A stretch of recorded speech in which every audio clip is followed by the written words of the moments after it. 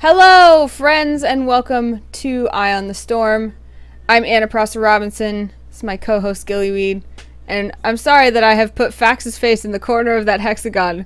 Fax, you should scoot to your right just a tiny bit until I fix that. There you friends, go. And welcome this way? And I should, Eye on the yeah. Hold on.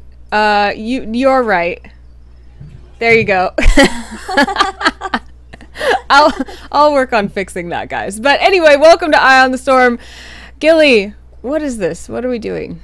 Well, if you guys are unfamiliar with Eye on the Storm, this is a show that we have every week all about Blizzard's hero brawler, Heroes of the Storm. And we bring on a guest every week to talk about things that are happening in the community, things that are happening in-game. We also spotlight a character, and we have a Q&A throughout, so if you have any questions for us or our guest, you can tweet us using the hashtag StormShow. And finally, we'll end things with a play session with some community members, and then a community spotlight, so some really fun, cool things that are happening in the community. But we're on the Misscliks channel. Anna, can you tell us about this amazing channel? I would love to, Gilly. Misscliks is a community that's built around trying to create a safe place for geeks and gamers, both online and in the community. And what that means for us right now is tackling the problem that there just aren't enough women role models in geek and gamer culture, so we're doing our best to provide support and exposure for those women role models. We've done some really exciting things lately. We've got lots of new shows. We have 4 shows a week now and aiming to have one at least every day. And actually, we have an exciting announcement that's going to be made public tomorrow, but I'm going to give you guys like a little sweet extra scoop just because I like you guys and this is our show. We actually have our first Teespring shirt available right now, and it hasn't been officially put out there yet, but you can check out the description of our channel down there, and you can see it's actually the Misscliks pillars, or the Misscliks pledge of advocacy.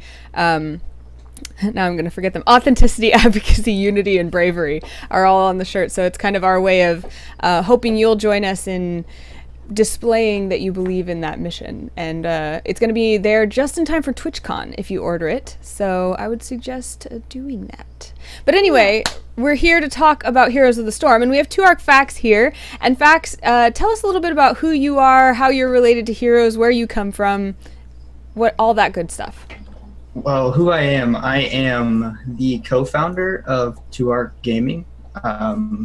We started back in April in Heroes, but we were founded in February of 2014. And we got an opportunity to go into Heroes of the Storm. And we jumped on that opportunity because we love Blizzard, and we saw Heroes as a great chance to enter the esports world. So we took advantage of that. And started our first team was in April, and yeah, and then we just kept going from there. It's kind of the first time I've ever been involved, like on the back end of things in esports, so it was really exciting because I've always wanted to do it. So yeah, that's kind of where I come from a little bit. So you guys played in, well, 2ARC played in the Open. And then we just got news this week that you guys are going through a little bit of a change. So do you want to maybe tell us about what brought that about and what's going to be going on with 2ARC? And I have fixed your face, so you don't have to lean awkwardly to your right anymore unless you want to. You're cool. Shoulder was yeah, so we just recently announced that the team that we currently had disbanded. That does not mean 2ARC is leaving Heroes at all. For anyone that is asking that question, we are still 100% going to be involved in Heroes of the Storm. With that said, we're going to be going into recruitment. And the reason for the disband of the team was because of just lack of support financially from just not having the sponsorships and just not enough prize winnings from tournaments and things like that. I want to be very transparent about that because I think it's important. And some of the guys just had real life obligations that they had to attend to. And unfortunately we didn't qualify for regionals, so it just kind of all stacked up and they just need to focus on real life stuff. But we fully plan to get back into the Heroes scenes very soon. We'll have more information hopefully next week. So Yeah, a lot of people I think didn't realize because, at least from my point of view, 2ARC is such a professional looking organization, but it was very much a startup from what I know from talking to you. And esports is a tough place to start up, and it's also tough to be a pro gamer because you need so much time every single day to devote to playing this game, but then you also generally are at least mostly an adult that needs to make a way in life financially as well. So I think this is a really common tale, and it's nothing to be like hidden. So I'm really glad that you guys have been so transparent about that, because I think it's important for people to know how difficult it is to have an organization like 2ARC running and to be a pro gamer in general. And I think you guys are doing a great job, and I think it's great that you aren't being bashful of kind of sharing your journey, and I certainly appreciate it. No, and honestly, if you would ask Alexi or the other Alexi, Mr. Nixis on Twitter, if you ask him, we would both say that this year and a half has been way more successful than we probably could have planned. We didn't really, we knew what we were getting ourselves into esports wise, but we didn't know what we were getting ourselves into in the hero scene, because like it was it going to be very successful or was it not? It was kind of up in the air. So yeah, I mean, it was amazing, and we don't plan on stopping because we loved it way too much to stop. And we love the Heroes community, and Blizzard in general has been awesome to us, and the community here has been awesome to us. So, and I think we saw that support through our Reddit post. I mean, so many people were like, "Oh crap! Like, what the heck? This came out of nowhere." But yeah, I mean, it's just things didn't work out with that team in general. But like I said, we plan on moving forward, and the players that were on that team, most of them are definitely still wanting to be involved in the esports scene and Heroes. So like if there's a team out there looking for players, please reach out to them and ask them to have them try out or whatever, because almost all those players really want to compete, and they all definitely can at the top level. I can guarantee it. So I think it's really amazing and just shows how professional of an organization you guys have been throughout. We've known how professional you guys have been throughout. We've always wanted to work with you and the players. You've always been really fantastic, but just the fact that it's very amicable all around and that you're advocating for the players still to succeed, and I think that's absolutely fantastic. Well, I want to give a shout out to all the players that have ever joined us before, because they knew what they were getting into. We told them when they first started, we're like, hey, like, you're not going to get financial aid here to being part of 2ARC. Like, we can't give it to you yet. But what we're trying to accomplish is create a brand in esports that people are going to remember, and remember you for helping create that brand. And that's why they stuck around so long. I mean, you had Furious D, Chubbs, and Quibsy were all part of us for 9 months. Like, that's crazy. And then you had Panucci Trader with us. You had Kiefer's, Mr. J Pickles, like all names people recognize. And like, it's really awesome to see those guys like really want to help the brand and still like are awesome people in the community. And so please just like help them out. If there's a team out there that really wants to have them part of their team, like reach out to them. They definitely deserve it. So I know you guys are going into what you're calling a recruiting phase, so you are looking for a new team. Are any of your team members that were on this previous roster possibly going to be part of that, or none of them? Potentially, yeah. It's really up to them if they want to move on to possibly get that financial support that we can't offer at the moment, then absolutely, like, they can move on. But if they just want to be part of us again, like, they can. It's just, like, we'll never hold them back. So, and we'll never be like, oh man, why are you leaving us? Like, to go get paid to play video games. Like, no, like, that's what everyone's goal is here. So, no, they could be. We don't know yet. I mean, we're all going to go through tryout again. And I can tell you, please reach out to the guys that were part of us, like Quibsy, Chubbs, and Furious D, Kiefer's, Mr. J Pickles, and talk to them about our tryout process. I can guarantee you that there's not another esports organization that actually went through as long of a trial process as we did. because we don't just care about your skill. We almost care more about your personality and what we want you to represent in esports, because our goal with 2ARC is to change esports in a more professional, positive way. So. Yeah, I actually would love it, and I know that this is kind of one of the minor things we wanted to talk about because there's so much going on in Heroes, so I'm sorry to belabor the point, but as you can tell, Gilly and I are huge fans of 2ARC. We've loved working with you, and you've mentioned to us before this mission of kind of wanting to change esports, and you've mentioned kind of the idea of how important integrity is to you guys. Could you tell everyone a little bit more about that mission and why you guys had it? Because I love to hear those kind of stories. Obviously, being here on Misscliks, having a mission and a value system in esports is important to me too. Yeah, I mean, honestly, it was just because like Alexia and I were really, and Xander too, we're just tired of seeing all the bad manners through esports and in video games in general. We just wanted to change it. It was this scene is esports is becoming a profession, and if we don't have people take it professionally, people on the outside won't look at it as professionals. So like that's something that we really, really wanted to strive for, is to just be recognized as a professional industry. So it stinks to have to even say that, honestly, but I mean it is what it is. So like I hope that we can shed some light. Like things need to change, and that's not just in Heroes, it's not just in Blizzard esports, that's every esport.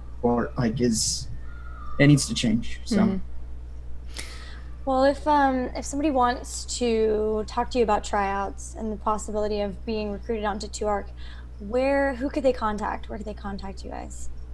Yeah, so you can reach out to us on, I mean, I'm always on Twitter. Like if you need have a question about anything, just send me a tweet. You can go on our website, 2arcgaming.com, but our recruitment posts, we're getting a new recruitment post and everything, and it's most likely going to be up next week.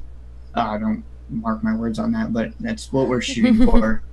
But we are going to probably have a surprise in that recruitment process. Actually, I'll just say it. Co-founder of 2ARC, what do I care? We're going to be looking for a manager also. Oh. So it's something that Alexia and I talked about. So we're on the fence about it, but we think it would actually be beneficial for us to find someone that can go full-time management too. Because we both have a lot of other things that we want to do with 2ARC. It's not just a Heroes of the Storm thing. So yeah. So that would be somebody that would be managing the Heroes team specifically? Yeah, it would be a Heroes manager for sure, because that's all we got right now. So cool. Eventually we'll maybe branch into other things. Overwatch. Well, speaking of Blizzard games, that is what we're here to talk about. So why don't we go ahead and transition into talking a little bit about everything that's gone on recently. I was spending all of last week at Gamescom, and that was really cool, but it also kind of stunk because I couldn't actually watch all of the amazing Heroes announcements that happened, but I got them a little bit secondhand, and actually I wanted to tell you guys just what it was like at Gamescom. The Blizzard booth was like its own little city. It was humongous. I don't know, did you guys see the pictures? Yeah, it was nuts. It was, I sat there and I spun in a circle, and it was like this Disneyland feeling of like, so much Blizzard Blizzardland. Oh, it was amazing. But did you guys watch any of the streams coming out of Gamescom and all that? Yeah. Did you? I didn't, because it was like at 6 a.m. So I have to, I mean, I know this isn't Heroes, but I got caught up in the WoW hype. But yeah, no, I watched some of the Heroes stuff too. I had to. I was actually surprised how much they announced, to be honest. So. Yeah, I was too, actually. I didn't expect there to be quite so much. I knew that we had some of those coming. Like, we kind of knew Monk was on the horizon. But I actually didn't expect them to have so many non-Diablo announcements. I expected them all to be Diablo. Yeah, it was kind of their way of announcing like eternal conflicts coming to an end. You think so? Well, oh yeah, because they always said 2 maps, and they have come up with their second battleground now, which is Infernal Shrines. That's what we're going to be playing today on the PTR, the public test ROM, during our play session. But it was always like several heroes and then 2 battlegrounds. And so like with that announcement of Kharazim and the Infernal Shrines, and then like actually saying, you know, Rexar, Artanis, and Medic, which we'll get into, I think that was their subtle way of saying like, okay, eternal conflict's coming to an end. We've brought Diablo back up. We have Diablo support now. We've kind of filled out the ranks for Diablo characters. We're going to move on. And I'm really excited about that. Well, let's talk a little bit about all those heroes, because you mentioned we actually have 4 new heroes that were announced. Let's start with Kharazim, because he's currently playable and much anticipated and all of that. What do you guys think of him?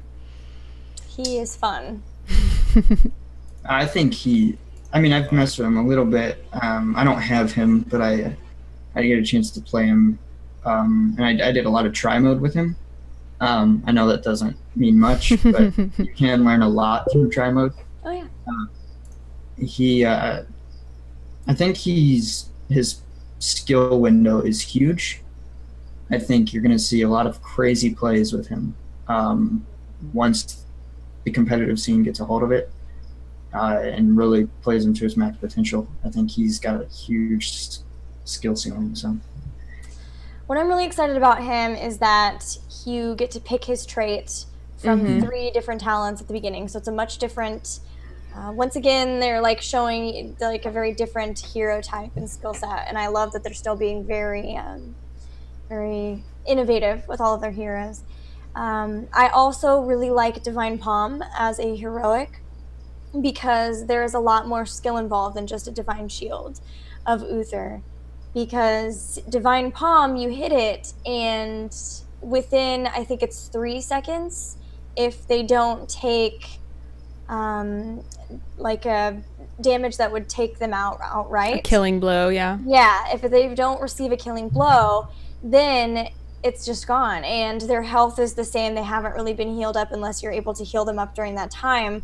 So I think we're going to see some really awesome plays, like trying to hit that right at the last second, so that they don't have time to kind of like switch who they're attacking, but they also don't have to switch who they're attacking. But if they don't, then you get healed back up quite a bit. So I like Fact said, that there's going to be a very high skill ceiling with it, and I'm really excited to see some really cool plays with that.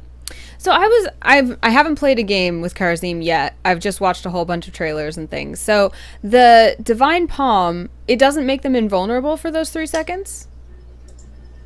Oh, so that's tricky. Right, and I think it's 3, but it's yeah, like you see, it's a pretty like good animation. You see who it's on. It's pretty clear to see, so you can avoid it. And so then in that sense, it kind of works the same way as Divine Shield, right? Where you're going to avoid attacking them while it's on them, because you don't want to give them that extra heal, that extra health.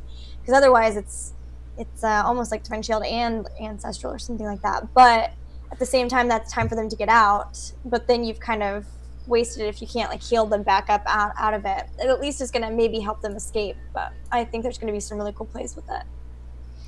Yeah, I love the just the look of the, what is it, 7-sided attack? 7-sided, I can't see. This is how much I've not been able. Yeah, 7-sided strike. This is how much I have not been able to play heroes because I've been at a Gamescom. But it looks so cool. But I've heard people say that they think they're going to build him very damage heavy and not use that at the end of the build. They're going to use Divine Palm instead.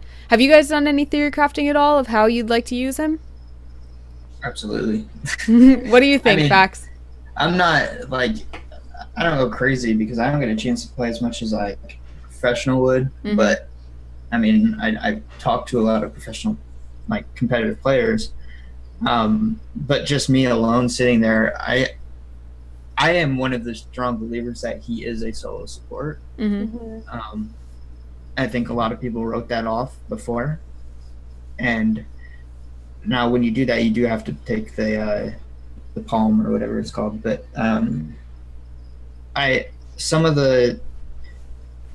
to be honest, I think he's going to be a very good counter to stealth heroes. Because I was messing with the vision on his Q, and that's where I said his skill ceiling comes from. That was really interesting. I think that could actually be a really cool thing if people decide that it's good. It might suck. I could just be totally BSing right now, but yeah, no, it's that kind of theory crafting. Like, what can he counter that other heroes can't right now, and why is he going to come into the game and change the meta? And I think there's things there that he can do that could potentially mess the meta up a little bit. So I'm interested to see. Anna, do you want to know? I'm going to tell you things, and I bet you can guess why I like playing Kharazim so much. Are you ready? Yeah, I'm ready. His Q lets him teleport to either an ally or an enemy, but you can like jump to an ally or an enemy. And his heal is an aura around him. It sounds kind of familiar. It's weird. Is she back, but in monk form? I love it. I love his mobility. I love that you can dash to allies or enemies, and the enemies are hit when you I love that to too. them. Yeah, it's really cool. So you can like jump in, and because he has 2 charges, you can jump in, jump back. I think he is, in that regard, his skill ceiling is going to be very high because he is. You're going to be moving all over the place. With the heal, it's not a huge heal because it's an area heal. So like Brightwing, it's going to come down to all of the positions of all of your teammates to be sure that you can heal them all up. Otherwise, if they're all spread out, it's going to be very difficult to keep everyone healed up. So I do agree. I've played a couple of games where I've gotten some very high numbers as a solo support monk. So I think it's possible. It's just going to come down to, like with Brightwing, you know, making sure that everybody is kind of reachable with that heal. I thought it was interesting to note that in Blizzard's official descriptions of the monk, a lot of times they're not specifically saying what role he is. Like here they're saying, what did they say? He's a mobile melee hero who can specialize in different paths. So I thought it was interesting that a lot of what we've talked about on the show previously is that we like Heroes of the Storm for the customizability of the heroes, that even if they're in a specific category, a lot of times you can play them for multiple different categories. And I wonder if this is Blizzard's kind of homage to that and being like, hey, this is a support, but we can even let you choose from the very beginning that you're going to build them a little differently. I remember hearing an interview, I think it was with Dustin Browder, and he said that that's what they wanted to go for with the monk, was to give you that option. And he said they felt like they made him where you could play him damage or healer, more than like a Tron that, for instance, like she has to kind of have someone else there with her to full heal, whereas he can actually do both. Yeah, he can get some good damage numbers. I could see. My first reaction when I played him was he was going to be mainly a solo queue hero, and that's not a bad thing. Because in solo queue, like you can build like pretty much whatever you want. You don't have that team synergy you have to worry about. But then after seeing him play, like he definitely works in competitive. But I think this actually is going to be highly picked in like Hero League, just because like the person can be like, I need to play a support here, like for my daily, but like we don't really need one because that person's playing support. But like I can play him damage because he does absurd damage. Like it's crazy how much damage he does. So it will be interesting. He'll be a very high pick in Hero League. So he feels very robust in terms of how many different things he can do. I feel like, you know, some heroes it's like I have these 4 abilities and I have, you know, talents that buff them, and that's just about it. It's very straightforward. He feels a little bit more multidimensional than that, especially with the trait picking at first what you're going to get. And then also, like you said, Gilly, a lot of his abilities like that Q, being able to use it both offensively and defensively, and thinking about, like you said, Fax, using it for vision and other uses and things. I feel like he's going to be a fun one to explore. Definitely. Yeah, I think we're going to see a lot of different builds, and I'm really hopeful for that too. And that's what they always said they wanted to go for, was to give a hero multiple builds, and Yeah. I think they're finally hitting that again. Mhm. I think the last couple, they hasn't been really too much diversity in the builds. And I think they realized that, and I think they really went for it on this one. I think they might have struck gold on this guy, so hopefully find out, I guess. Well, we do have some other heroes to talk about. Let's move on to Rexxar. And, ooh, you're excited about Rexxar, huh, Gilly? Yeah, because how often are you going to see a ranged warrior? I thought it was a pipe dream. I honestly was like, I wonder if we'll ever get to see something as crazy as a ranged warrior. And they have figured out how to make it work with Misha. The thing is, I knew barely anything about Rexxar, and I just heard that he was a Beastmaster and that he had a pet bear, and I was completely sold. Any hero... Yeah, you would. I know, any hero with a pet, any pet in any game, it's like insta-sold for me. So Rexxar is probably going to be all me. They did a great job hiding it, so I think everyone barely heard anything about it. Yeah, it was just the claw marks on the site was the only indication. Like, there were claw marks there, and the instant our Skype chat freaked out, I was like, it's gotta be Rexxar! Those are claw marks! That's for the bear! Like, I was really excited. She looks so pretty. Look at her. She's just beautiful, too. Yeah. The skins for that are nuts, too. Some of the skins. The skull, like the skull. I put, by the way, in the outline the skins too that you could, if you want to show. Oh, right. Okay, hold on. The new hero skins and mount. Let's find the Rexxar skins while we talk about that. But talk about the fact that Rexxar is a ranged warrior. What do you think that's going to mean? What are you guys going to use him for? Well, it's I can't really remember.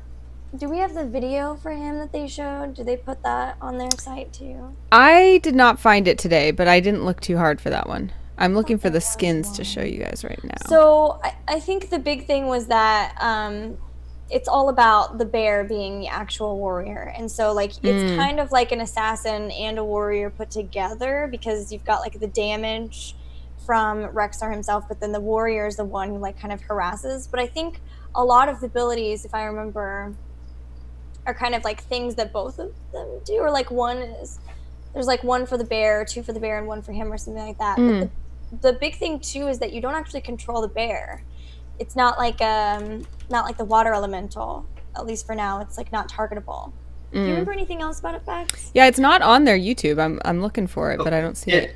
I know Misha attacks whatever you're attacking. But like when we say warrior, a lot of people think tank, and that's definitely not. More like a bruiser. It's gonna be like a Sonya. Yeah. Somebody like that. That is definitely, I think, gonna have a place, or people are gonna force him to have a place because it's Rexxar. But the body blocking potential is actually huge, and that's something that actually it's probably going to be one of the best heroes. Probably it will be the best hero at, and that definitely will come into play for sure. I did find that video with the skins and things. So here's Rexxar and Misha, and then I don't know what that skin is called, but it looks really amazing. And yeah, you're right. That's going to be really. Oh, there's the skull. The master skin has the skull on Misha. So what I want to know is, given the fact that they are fine with doing quarter lives, how do you think it's going to be? Like, if you take down Misha but not Rexxar, is it going to be like a half and half thing? And will it be worth it to take down Misha? Maybe she won't be worth anything, and it'll just be Rexxar, who then there's like a cooldown to summon her. I think that there's some pretty cool, like maybe he'll be a full hero's worth of experience, and then Misha will be like a quarter or something like that. I think that would probably be the best, because I think if you just made Misha worth no experience, that would be kind of broken. Right. Do you think they would potentially bind them? Like, if you take out Misha, you take out both of them? I don't think they would, because they've shown that, like you said, they're fine with the half lives kind of thing. But I mean, once you do kill Misha, they said he's like super gimp. But I bet that makes sense. But I mean, again, like, I think you have to give Misha worth some experience, because like if you kill her and like he like happens to get away, you're gonna be salty as crap. Sahara in chat says it'll probably work like the lone druid in Dota, where the bear has a long respawn if it dies, and then they both die if Rexar dies. That would make sense, because I feel like, what would you do with Misha? Right. I do think if Rexar dies, Misha like dies, but I heard that the respawn time for Misha actually wasn't that long. It would make sense if they're just gonna make him like useless without her. Yeah, he basically just have to run away until she's back anyway. So I'm not sure. Like, I mean, again, we're just speculating here. Like, it could be, we don't know for sure. But from what I've seen is, I mean, from what I can tell, like, and what I've heard on Reddit and stuff, that Misha's respawn time wasn't that long. I know you can find a lot of information. Like, Grubby was posting a bunch of stuff on Reddit about the heroes that he played at Gamescom. So I didn't get to play any of them. I do love the idea of body blocking with them, for sure, and I think that it's going to be really cool. I understand that people are saying, oh, well, the skill cap would be more if you could control Misha, but at the same time, maybe it'll make it more skilled that she's going to attack whatever you have to attack, so maybe you're going to have to like judge between attacking the front line versus the back line with the bear, and like maybe putting Rexar in a bad position because he's moved forward to attack. So yeah, I'll see some cool things. They gave a good reason why they decided to do what they did, though. What did they say? The reason they made it so like they always had to be together was because like that's how it was. Like, they always were around each other. Like, they said when they originally had it like Lost Vikings, where you split them up, and like, but like it felt like they weren't the same hero. They were completely two different heroes. So like they wanted to bring it back to where like Misha and Rexar were one again, and it made a lot of sense. Like, that's how it was in lore. So that's kind of cool. I do like that. And they have been really careful about making sure that the lore is represented well in this game, and I think that's really smart, because one of the reasons, if not one of the main reasons, that a lot of us play this game is because we love Blizzard lore, and if you start to break that, then it starts to feel Siege tank drop. That looked and Phoenix can be there, yay! And so far he's not, but Artanis is still very, very cool. He's the, what do you call the prelate? No, wait. I can't remember. The Grand Poobah. The head honcho. Head of Protoss. Yeah. I'm doing it right now. Oh, no, I don't want to actually their head. Executor. There we go. Right. Yes, Protoss Executor. Captain of Protoss. I do want to say that I believe Medic is also female. A lot of people are complaining. She is. Wasn't going to be. No, like, she is. Because she didn't look it because of the body armor. Which is awesome. Heaven forbid. No, that's why. Okay, hold on. Let's finish talking about Artanis, because I have a lot to say about Medic. But just the one thing I wanted to point out about Artanis is when I first heard it was going to be Artanis, I was kind of bummed, because this is a big confession here. As a caster, I still have a tough time with all the skins in this game, keeping Tassadar and Zeratul apart sometimes. It's really hard for me visually. And adding Artanis to that, I was like, gosh dang it, like, it's going to be really tough for me, and I would rather that they do something a little more distinct, because we already have those characters. But looking at how he's built, at least what they're showing so far, it looks like we're going to be able to tell the difference, I'm hoping. But that's my little thing to Blizzard, is like, it's tough with Protoss, because they do, I mean, like, let's not be racist, but they all look pretty much the same, you know? So like if we can do anything, the female ones look different. That's true. So could you give us a female? Celindis? Come on! She can pilot a mothership. Okay, or a carrier. So yes, anyway, a woman, Medic. a lady Protoss would be really, really good. But good on you for the cool shapes and stuff you did with Artanis. That's great. I'm excited about a warrior. Although I would like to see more variation. Anyways, moving on to Medic. Like you were saying, Fax, when you first see her in kind of that, like, I guess you would almost call it a mech suit, she's not immediately gendered, which is really rare in video games. Really, really, really rare. And that's one of the like icons of this phenomena is Samus Aran. And that's one of my favorite examples of how a character can be awesome without being gendered. And so I was excited to see that for Medic, and excited that they stuck to her roots. And I also am interested because they've done this a few times where they announce a hero as the something, and then they give them a name. But I was trying to think if if a medic ever had a name in StarCraft. Can you remember one?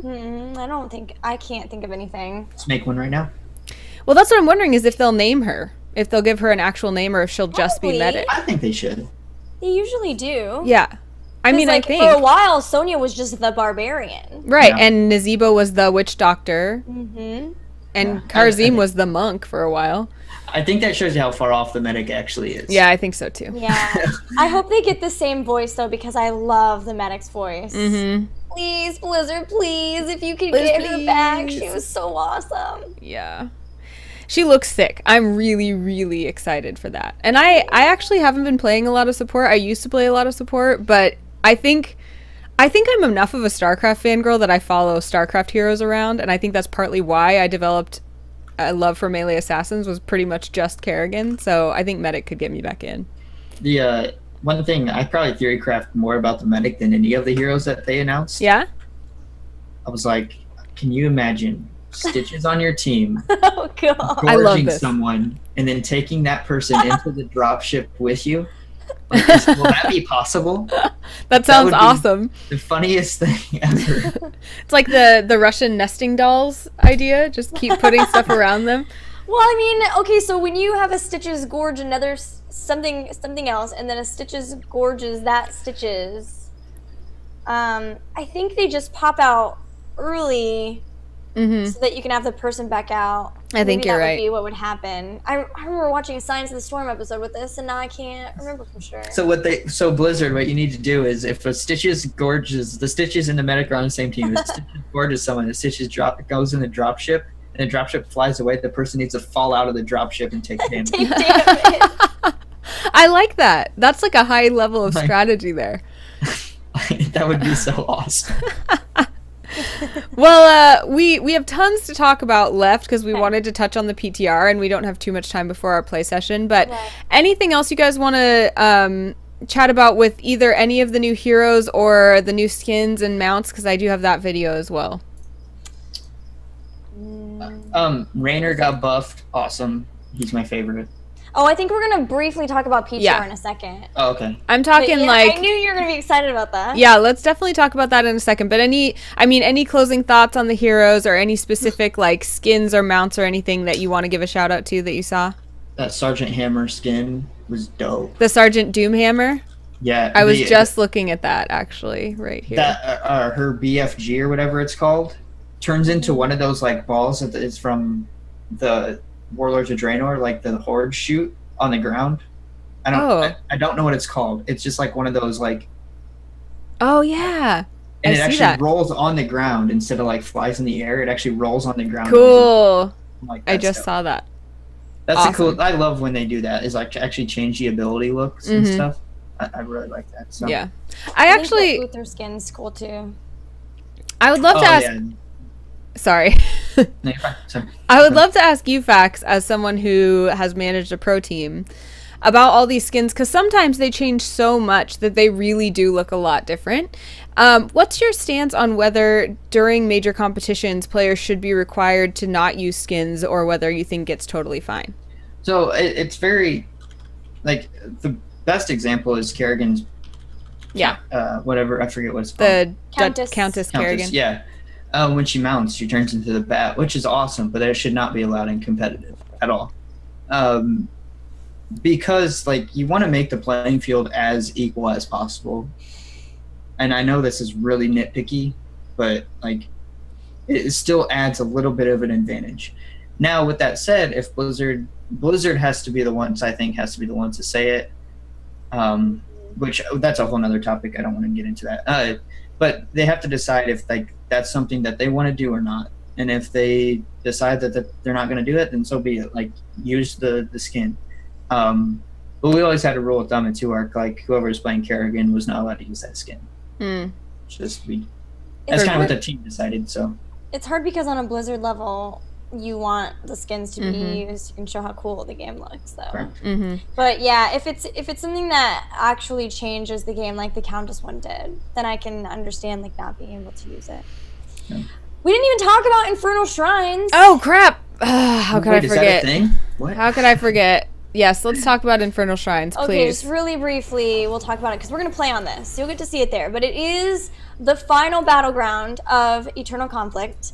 It's Infernal Shrines. It's a 3-lane battleground. It's really big. There are 3 different shrines that can pop up only ever one at a time. It's random. And then once you get to the shrine, you can click on it to start spawning little goblin-type things, guardians. And then if you take out 30 guardians, then your team gets to summon a Punisher to fight for you. And these don't just push down lanes. They actually will attack heroes. In fact, they will take out heroes, so be careful on this map. They are tough, especially the arcane one. There's 3 different types, like arcane, frozen, and water. And the arcane ones are the ones that drop the little lasers that like turn in a circle. That remind me of Mario dungeons. Yeah. Yeah. Exactly. Yeah. Yeah, and if you are like too close, they will totally just jump on you and it's painful. And then they stun you for a long time and then you're dead. And if I'm not mistaken, they actually prioritize heroes over structures. So that's different than a lot of the things. If I'm not mistaken. I didn't hear that, but yeah, it makes sense. I think there might be like a cooldown on like that jump, and then like when the jump's up, it like targets a hero. Maybe. I don't know though. I have no idea. Yeah. But so they're a lot different than a lot of those kind of big mechanic bruisers that we find, which I think is fun. Yeah. I like variety in maps. Yeah. It does use the same tile set. I was a little bummed, but I understand wanting to get more battlegrounds out. It just it's like exactly the heavens versus the hells. Yeah, I kind of expected that with us being in Eternal Conflict still. I expected there to be at least 2 maps with that tile set. Right. I just didn't... When I heard tile set, I guess I wasn't expecting for it to be, like, basically the exact same looking. It's just... It is, like, 3 lanes, which is cool. It's a little bit different. And it's still very beautiful. But, yeah, that's it. We're gonna get to play on it. It's still really pretty, and I'm really excited to play on it. Yeah. Just mention the PTR really fast? Yeah, let's just, because actually, guys, what's really exciting is that we are going to have a Blizzard developer on the show next week. And so we're going to reserve a lot of the in-depth talking about the PTR for then to hear their insight on why some of the decisions were made and how they feel like it's going and all of that kind of stuff. But just really briefly, I'll bring up the PTR here and show you guys the notes.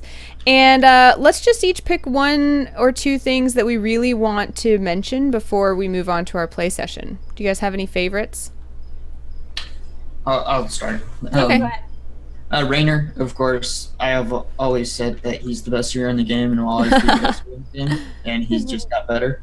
So, but no, he did get buffed, and I do think that he will see some play competitively after this PTR goes in. And I think the other big thing that the competitive scene is talking about is cleanse. And you probably were going to mention this too, but I actually am on the side that it's a more skill-based thing now than it was before. I think most people think that, yeah. There's been arguments that it's not, and like cleanse isn't going to be viable anymore. But I'm like, I think cleanse is always viable when you can like get rid of a hard CC. So those are the 2 things that from PTR that I thought. Also, just to shout out that I don't know how many people know this. When you're in the load screen in a party on the PTR, you can actually spin your character around now. The party screen. I found that out and I freaked out. I was like, they finally did it. It's those little things that I love. Well, and it's yet another way for Blizzard to show off how cool their game looks and show off the skins and stuff. So they're listening. They're listening to people. So I want to hear your thoughts on cleanse, Gilly, because just to give you guys, in case you haven't read the patch notes, cleanse no longer makes the target unstoppable for 1 second, and it now adds relentless to the target for 2 seconds. What do you think about that, Gilly? All right, so the big issue was that they didn't like pre-cleansing. So they didn't like that you could see, for instance, the Butcher's Ruthless Onslaught, the little thing above their head. And then you could see that, wait until he charges up, and then hit cleanse, and then it's immediately broken. You could do the same thing for Judgment, for Tyrael. So you asked me what I think of this, and now it's not an unstoppable. It's no longer an unstoppable. It is a relentless, so it just halves the duration of all CCs on them for a couple of seconds. It just basically applies that relentless talent to them for the duration of the cleanse.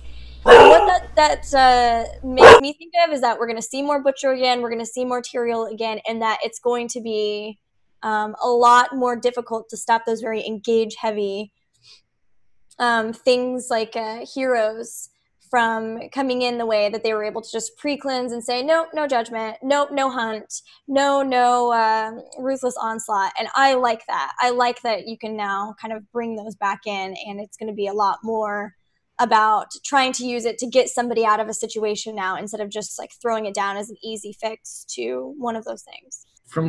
By the way, I mean, you probably play more PTR than me, honestly. The cleanse now on PTR, you can still actually interrupt Tyrael's ult, though, can't you? Can you?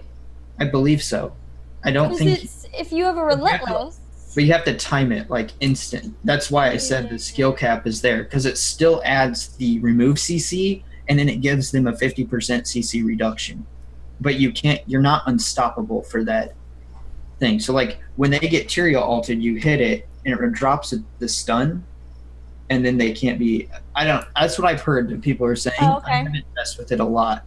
And so it says no longer makes the target unstoppable for 1 second. Correct, but now I heard adds relentless to the target for 2 seconds. Yeah, I heard it still drops 1 CC though, and I could be wrong. I don't know. I still have to mess with it, and I'm sure chat will tell us because Twitch chat knows everything. The internet knows all. It could be that the PTR is not matching up with the notes too, because that does happen occasionally as some of the changes will like be forward or behind the notes. We'll have to see how that happens. But with me reading those notes, that's what I hear and that's what I think of, and that's what gets me really excited about that. And then as far as like just really fast, guys, the new content on the PTR is Kharazim and the Infernal Shrines, but the Infernal Shrines is not going to be activated the day of the patch day. So once patch day comes out, they're still working on Infernal Shrines. There were lots of talent changes, like Fax mentioned the cleanse. There were just a ton of them. And then there were a lot of heroes changed. The primary ones, Kael'thas, Kerrigan, Raynor, Abathur, Azmodan, Nazebo, Leoric, and Tyrael. Now my girl Kerrigan got a buff. So, and there were even more who were changed. These are just the really big ones. I really like the changes to Tyrael. I am really pumped about that. I think that's probably one of my favorite ones. And then Kael'thas would be my other favorite one. Ignite is gone. Yeah, I wanted to specifically ask you guys what you thought of the Kael'thas changes, because look how many of them there are, you guys. This is a big change, and they said very specifically they wanted to round out his power curve, you know, like smooth it out. So, do you think they succeeded at that? Have you not decided yet? What do you think? First instinct, I don't think he's top pick anymore. I think he's a lot weaker now. I think you've seen recently that Kael'thas isn't... Again, I'm coming from competitive side of things. It could be completely different on like Hero League, but I think people are showing that like Kael'thas can be beaten now. And like now that they're nerfing him, I would say it's just going to make him fall off, like drop back in the meta. I still think he'll be picked because I still do think he does a lot of damage, but it needed to happen. Like his damage spike was so ridiculous. So. And they knew it. He was pretty rough, I thought, because he was basically just like a line until he got to 16, and then it was just this huge spike. Yeah. So he was like underpowered almost, and then overpowered, and there wasn't like a good balance. Like you said, people were starting to find out how to beat him. I think the primary way was just deal irreversible damage before he could get to that 16.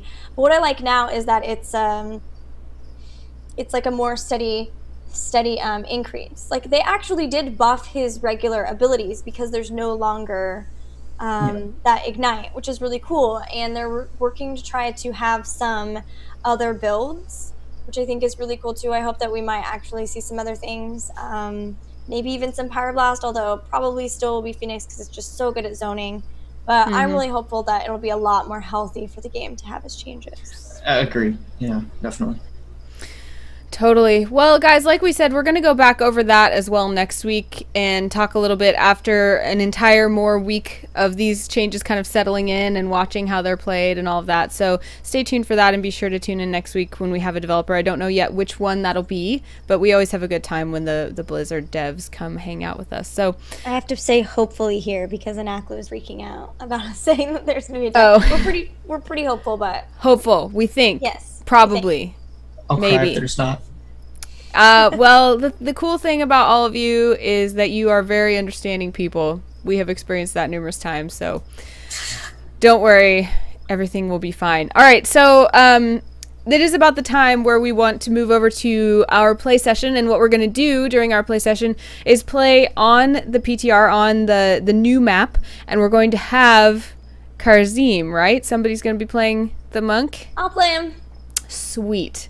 I'm not going to be playing him, but I will just try to follow her around because I'm the one streaming. Unless, I don't know. We'll figure that out during the break. We'll figure out exactly how we're going to bring you that Kharazim action. It's going to be just a really brief break, and then we're going to go into a quick match, and you guys can come along with us and see the new map and get our impressions of it, because I've only played it once today versus AI for the first time. So it'll be fun. It's gonna be a blast. Yeah. Any closing thoughts on all of this, guys, before we move on to our play session? No, I'm excited. Yeah. Yeah. All right. PTR Hype. Okay, guys, stay tuned. We'll be just a few minutes. A good thing to do during those few minutes is to click the follow button if you want to be notified when Misscliks goes live. It's a really good thing to do. You can also click the subscribe button if you want to do something to help Misscliks thrive and survive and do good things in the community, which is what we try to do with your subscription dollars. And like I mentioned, there's a secret Teespring store that's down there too if you want to have a really cool Misscliks pledge shirt for TwitchCon. So reserve yours. Those are some really cool things you can do during the break, and we will be back ASAPly. Also, if you have questions, put on Twitter #StormShow. If you have questions for me, do the same thing so I can answer. Nice. You saved me. I totally forgot about the hashtag. Good job, Fax. All right, guys. #StormShow. See you in a bit.